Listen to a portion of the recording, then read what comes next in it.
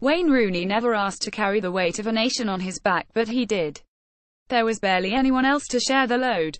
He felt that crushing expectation many times. When he aimed a sarcastic comment at the cameras after England's fans booed the tepid draw against Algeria at the 2010 World Cup. His infamous stamp on Ricardo Carvalho 4 years prior. Another fit of piqué against Montenegro in 2011. You'll have been reminded of those moments wherever you went on the internet yesterday in numerous highs and lows biographies. Every one of his achievements for England, in England especially, is seen to come with a caveat. Record number of goals. Well, he scored just 3 in major tournaments after 2004. Second most caps of all time, yes, in an era of meaningless friendlies. It is a peculiarly British habit to idolise sports stars at the same time as criticising them at every turn.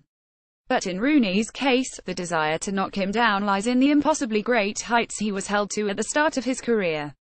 We rubbed our eyes in disbelief when this 16-year-old boy, in a man's body, stormed the Premier League stage with Everton and left battle-hardened veterans trailing in his wake.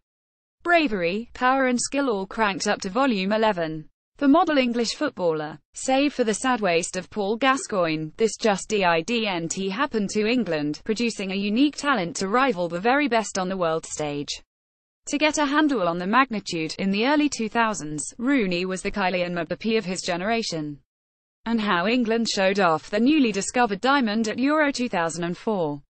He put 2 past the Swiss and another brace against Croatia, his last a breathtaking surge and finish from midfield.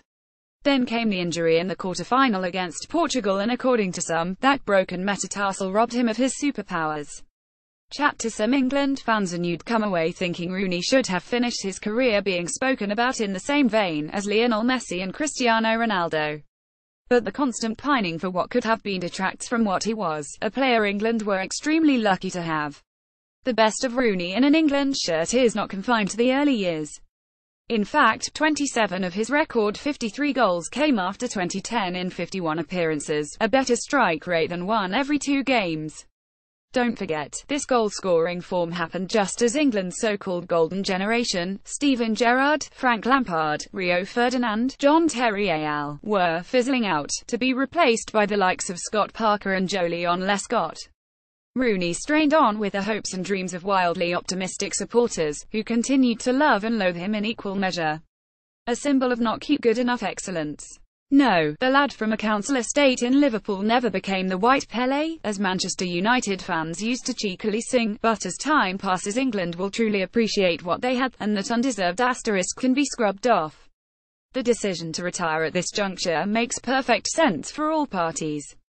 Whether he was in the squad or not, playing well or not, England manager Gareth Southgate would have been forever hounded by the Rooney question until he called it quits. As for Wayne, already a United and England legend, he can concentrate on making it a treble with the boyhood club he left when he was still a boy. His teenage t-shirt slogan, that he would be once a Blue, always a Blue, did not hold true, but he is once again a Blue, and given the reception he has received at Goodison Park, Everton fans are happy to let bygones be bygones. Rooney has never been interested in legacy so much as being on the pitch. He won't rage against injustice on his Instagram account a la Ronaldo. But if he can help Everton into the Champions League, or to a cup, it would be a deserved final flourish for one of England's greatest.